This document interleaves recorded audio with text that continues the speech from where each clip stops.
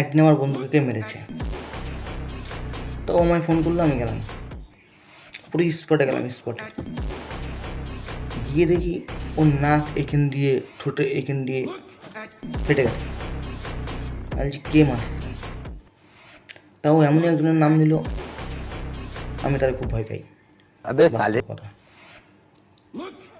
আমি তাও কি করবো, বন্ধুদের সামনে জিগার রাখার জন্য বললাম ফোন কর মালরে, নাম্বার আছে, ডাক এখানে। আরে ভাই আমি তো মুখের কথা বলছি তাই বলছি সত্যি করে ফোন করে দিবি? আচ্ছা, এখন তোর সাথে মারটা আমিও খাবো। আমি মানে কেটে পড়ার চেষ্টা করছি, এখান থেকে বাথরুম করার নাম করে সাইডে গেছি, দেখি মাল চলে এসছে, এসে বলছে প্রীতম তুই কি বলছিস?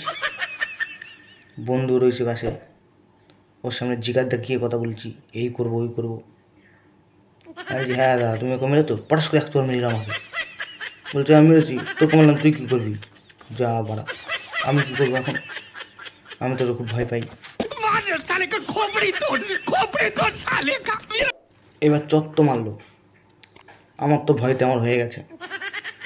আমি এখন কী করবো, পায়ে ফেয়ে ধরলাম যে দাদা আমার ভুলে গেছে, আমি ছেড়ে দাও, আমি বুঝতে পারিনি, ছেড়ে দাও।